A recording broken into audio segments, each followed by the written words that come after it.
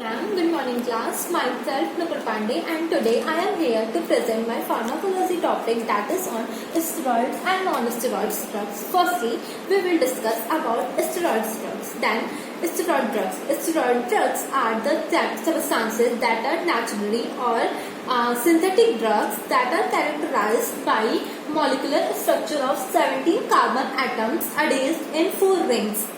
That's all about the introduction of steroids. Then the steroids are the synthetic drugs that clearly resemble with the cortisol. Means steroids is a drug that clearly resembles with the cortisol, and cortisol is a hormone which is produced by our adrenal gland naturally. So now we will see about the types of steroids. There are mainly 2 types of steroids. That first one is corticosteroid and second one is sex steroids. The corticosteroids include mineralocorticoid and glucocorticoid. Mineralocorticoid that produces aldosterone, which help to regulate blood pressure through the water and electrolyte balance in the body. Means the aldosterone regulate our blood pressure by maintaining the water and electrolyte balance in our body. Then second, corticosteroid. That corticosteroids produces cortisol and it is a glucocorticoid which function immunosuppression. Means the main function of glucocorticoid is immune suppression. Then second, we will see about the sex steroids. Sex steroids, they mainly include the progesterone and estrogen. The progesterone, it helps to regulate the cyclic changes taking in the endometrium of the uterus, which help in maintaining the pregnancy. Means the progesterone help in maintaining the cyclic changes which are all occurring in the uterus during our menstrual cycle and help in maintaining the pregnancy. Then second is estrogen. The main function of estrogen is to control the secondary male sexual characteristics. Then we will see about the examples of steroid drugs. Then there are some examples of steroid drugs. Some are prednisolone, dexamethasone, betamethasone and hydrocortisone. Then today we will discuss about the prednisolone and dexamethasone. First, we will discuss about prednisolone. Prednisolone, they also belongs to a category of drugs known as steroids, and the indication of using prednisolone is they are mainly given to treat the conditions like arthritis, to maintain the blood pressure level in the body, means to cure the blood infections and to cure the immunological disorders in the body. Then side effects of the prednisolone. The main side effects of the prednisolone are nausea, heartburn, that is pyrosis, headache, dizziness, changes in the menstrual cycle. The main symptom of prednisolone in the body is the changes in the menstrual cycle in women.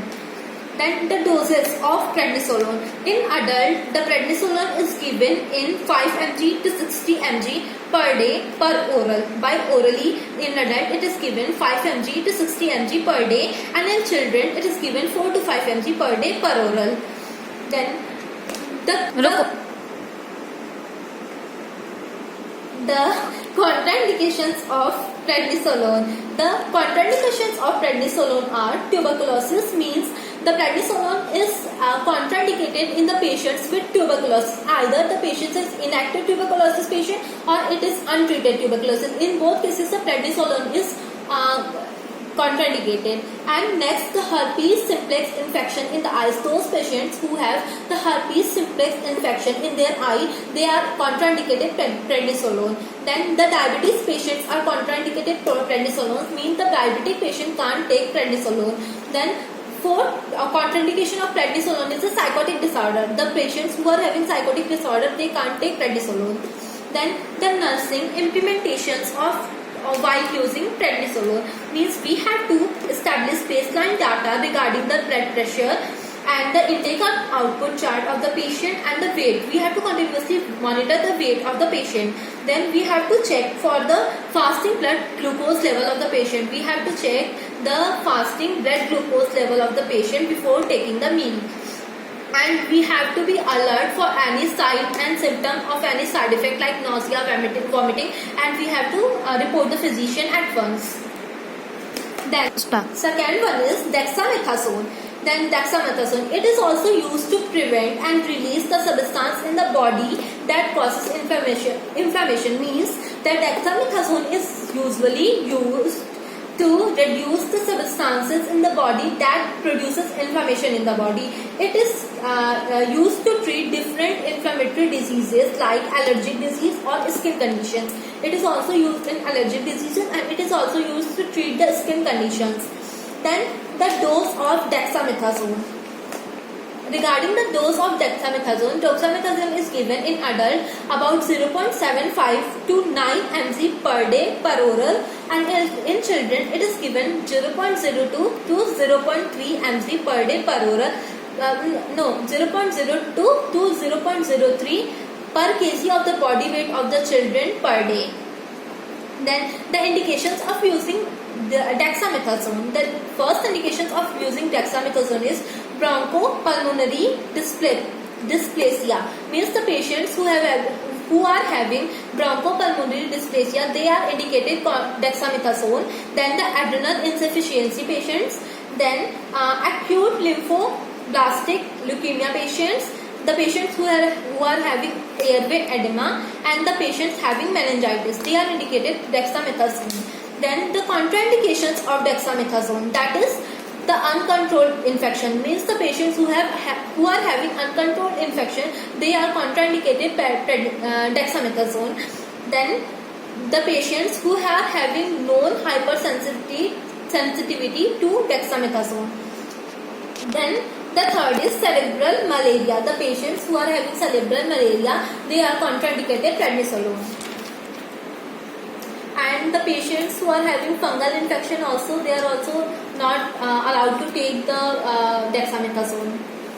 Then the nursing implementations while using dexamethasone. That first is, we have to monitor the signs and symptoms of Cushing syndrome and other systemic adverse effect in the body.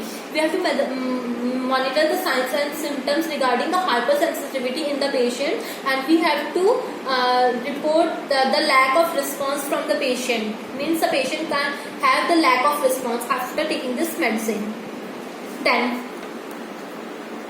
now second class of drug, we are going to study about the non-steroid drugs.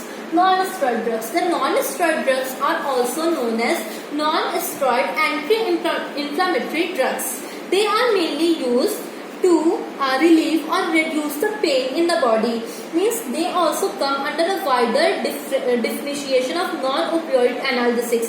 Means they are also used as a non-opioid analgesics, but they are different from the painkiller for non-opioid analgesics, and they are mostly used to treat the severe pains. Then the examples of NSAID, means the non-steroidal anti-inflammatory drugs. The first is ibuprofen, then aspirin, then etodolac and naproxen. Then the first we are going to discuss about the ibuprofen. Then the ibuprofen action is, they block your body's production of certain natural substances that cause inflammation. Means the ibuprofen blocks the body's certain natural substances that causes inflammation in the body.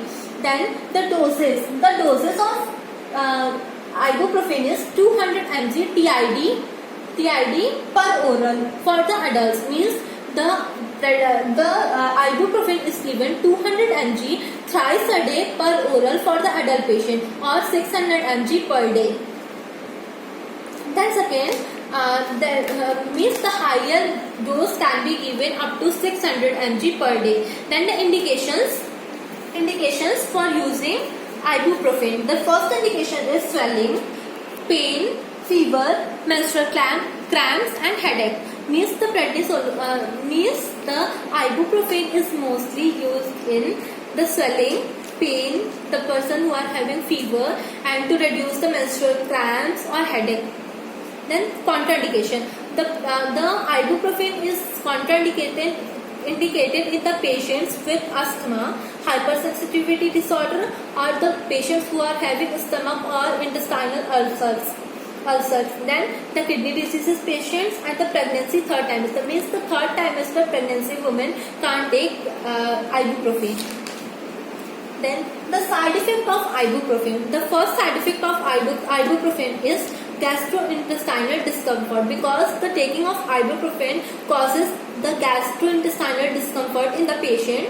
It includes diarrhea, nausea, and it can cause heartburn, then dizziness, vertigo and headache. Then next we will see the next drug, that is aspirin. Aspirin or acetyl salicylic acid, means aspirin is also known as acetyl salicylic acid and is commonly used as a pain reliever or pain reducer, means it is generally used to relieve the pain. And it is also an anti-inflammatory drug and can be used as a blood thinner, means the aspirin is used as an anti-inflammatory drug and it can be also used as a blood thinner.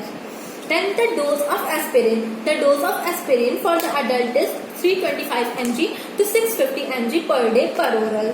Then the indications for using aspirin, that is headache, menstrual cramps, arthritis, rheumatoid fever, and rheumatic fever, rheumatic arthritis and pericarditis. These patients are indicated to use aspirin. Then the contraindications for using aspirin are peptic ulcer, hemophilia, aspirin allergy and alcohol consumption, means these are the contraindications for using aspirin.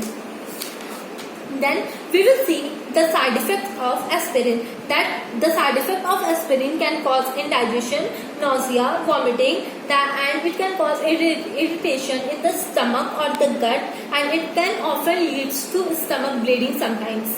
Then at last we will see about the nursing implications of the aspirin. That is, we have to check the allergic reactions taking place in the patient while using these drugs, and we have to continuously check the vitals of the patient. We have to report the physician if any side effect or any allergic reaction is occurring to the body. So in this class we have studied about the steroids and non-steroid drugs. In the steroid drugs we have firstly studied that what are steroids. They are the substances that are characterized by a molecular structure of 17 carbon atoms in 4 rings.